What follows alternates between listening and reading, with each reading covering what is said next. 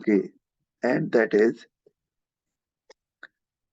Trade unions, जिसको हमने पढ़ा भी है, तो इसको हम स्लाइड शो से स्टडी कर लेते हैं। अच्छा, ट्रेड यूनियन जैसे आपने बताया कि इट्स अ बॉडी और it's an organisation consist of all workers, workers इसका पार्ट होते हैं, तो they are called members of the trade union, and trade union fights for the rights of the workers. और वो राइट्स क्या हो सकते हैं, जरा मुझे बताओगे आप, कौन से राइट्स हैं जो वर्कर्स की प्रोटेक्ट करने की कोशिश करती है trade union? increase income, okay, short working hours, या शॉर्ट वर्किंग आवर्स, या जो to avoid too long working hours. अच्छा, फिर वर्किंग कंडीशंस उनकी बेहतर करना, फिर अदर फैसिलिटीज सच एज कोई हेल्थ इंश्योरेंस है, वो भी हो सकती है। फिर ample opportunity should be given to employees to get promoted to higher rank. फिर unfair discrimination should not be there and employees should be given due reward of their efforts, वगैरह वगैरह। तो जो फर्स्ट स्टेप होता है trade union का, वो क्या होता है? वो ये नहीं होता जो आपको तस्वीर में नजर आ रहा है। ये तो फाइनल स्टेप है, या फाइनल रिजॉर्ट आप कह लो, कि they resort to this final action against the employer. सबसे पहला स्टेप होता है टेबल टॉक, और वी कॉल इट नेगोशिएशन। तो they sit together, they have a talk, and the trade union gives their own argument, and employer gives their own argument, and then matter is settled if possible. If it is not settled, then trade union resorts to some other uh, actions, और उसका जो final action होता है as a last resort जो वो इस्तेमाल करते हैं, वो स्ट्राइक्स होते हैं। उसकी वजह क्या है कि स्ट्राइक्स नॉर्मली वो हेजिटेंट होते हैं स्ट्राइक करने की। उसकी वजह क्या है? उसकी वजह ये है कि it won't actually affect the employer only, it would affect negatively the workers as well. पता है कैसे? सर वेज की वजह से ही वो काम नहीं करेंगे तो वेज भी नहीं मिलेगी उन्हें। यस, वेरी गुड, बिल्कुल सही आपने कहा है। तो that is why they tend to avoid it, but when they feel there is no other alternative, then they go for that. अच्छा, अब फंक्शन में इम्प्रूविंग पे है नॉन वेज बेनिफिट्स, ये आपको समझ आती है। हमने पे तो आपको पता है, नॉन वेज बेनिफिट्स हमने पिछले चैप्टर में पढ़ा है अच्छे तरीके से। और इसमें जो जैसे मैंने आपको बताया कि आपको पेंशन, आपकी ample opportunities to get promotion, fair treatment with all employees, तो वर्किंग आवर्स अगर हम कहते हैं तो वो आपको विद ब्रेक्स मिल रहे हैं, पेड हॉलीडेज वगैरह वगैरह। अच्छा, इम्प्रूविंग एम्प्लॉयज राइट्स, यस, कि एम्प्लॉयज के जो राइट्स हैं उनको, अच्छा जो राइट्स नहीं मिल रहे उसके लिए तो फाइट करेगी। उसके अलावा there might be some other rights as well जो कि एम्प्लॉयज डिजर्व करते हैं, लेकिन वो उनको या कंपनी की पॉलिसी में नहीं थे, या workers were unaware of that, तो उनके लिए भी वो फाइट करती हैं, और उनको वो उन राइट्स को भी लेकर देते हैं। फिर इम्प्रूविंग वर्किंग कंडीशन, ये जो हमारी बात हो गई है इस पे भी, कि working condition should not affect the health of the employees. अगर एक वर्क प्लेस है to hot to humid,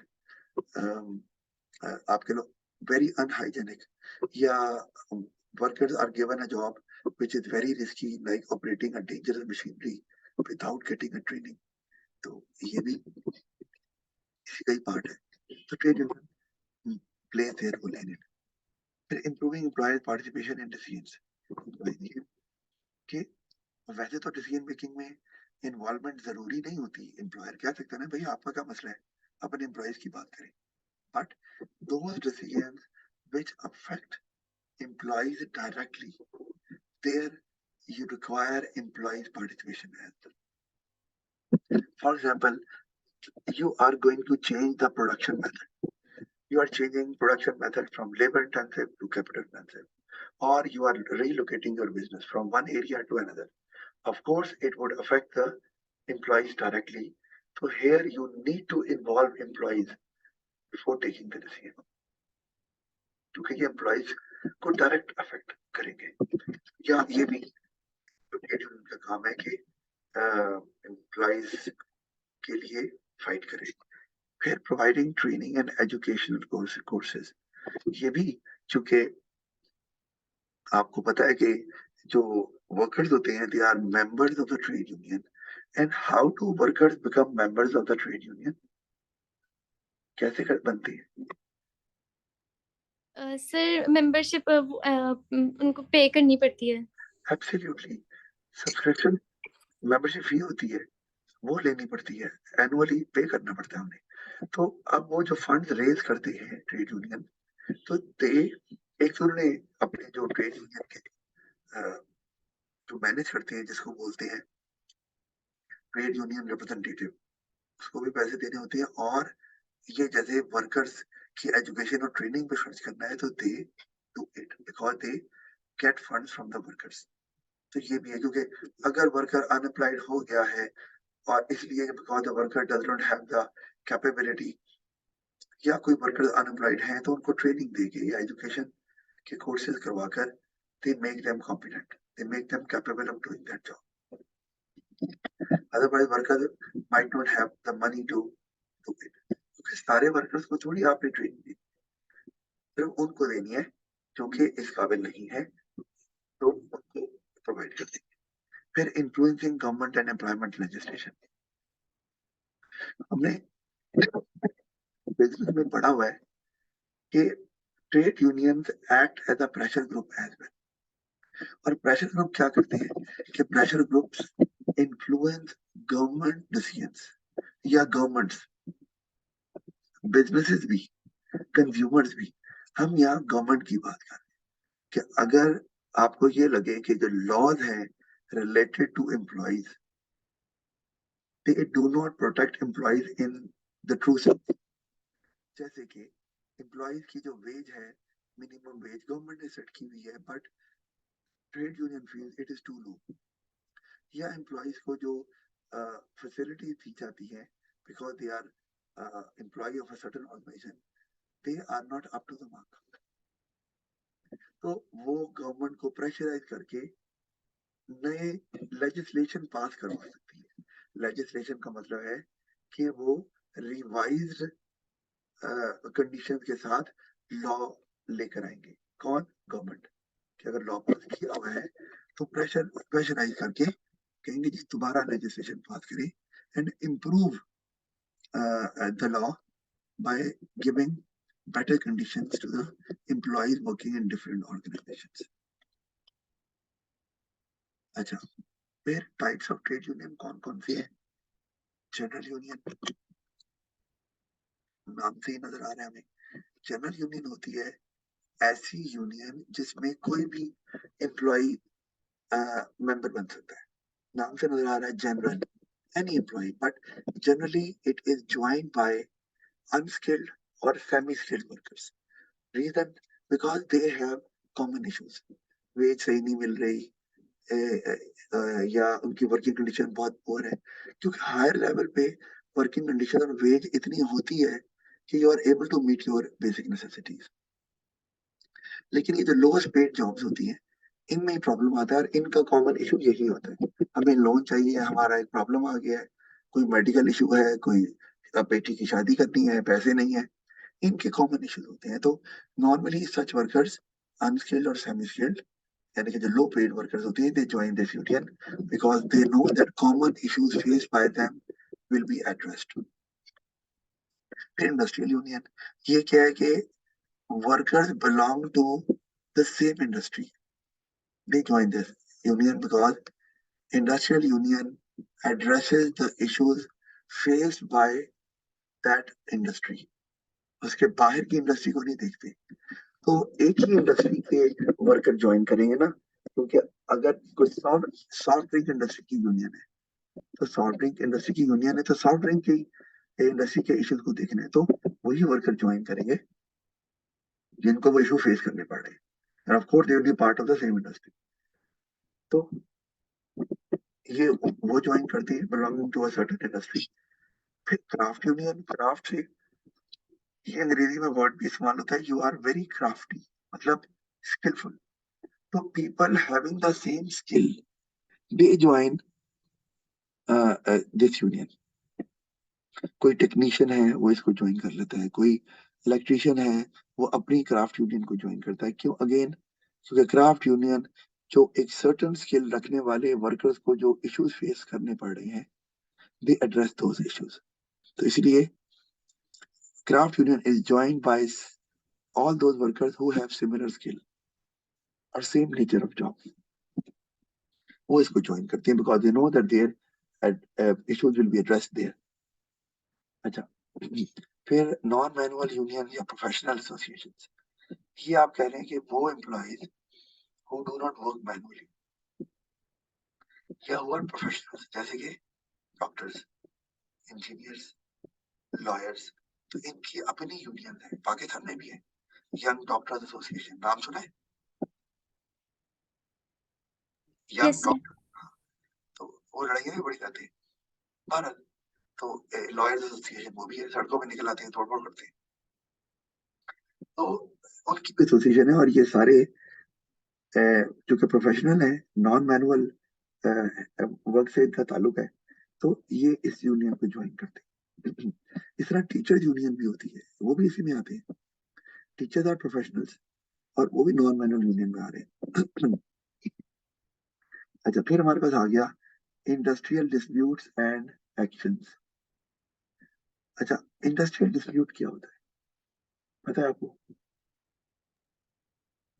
sir conflict regarding employment issues. And conflict between employer and employees,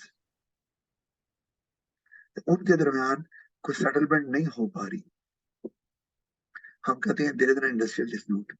और जब नई सेटलमेंट होती तो फिर एक्शन लेना पड़ता है ट्रेड यूनियन को, लेकिन of course it start from table talk, that is what we call negotiation.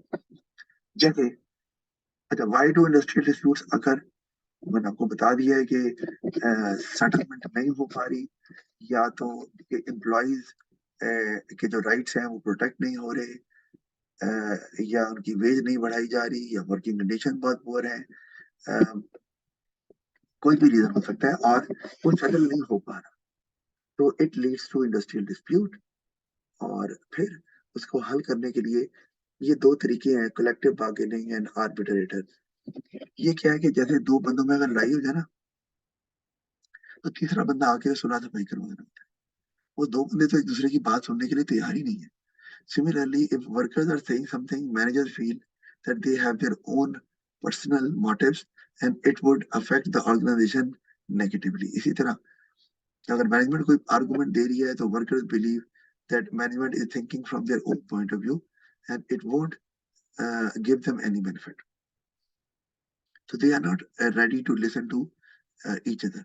तो फिर कलेक्टिव बार्गेनिंग में तीसरे बंदे को आप हायर करते हैं, जो कि दोनों की को सुनता है और रिजॉल्व करने की कोशिश करता है by finding a common ground.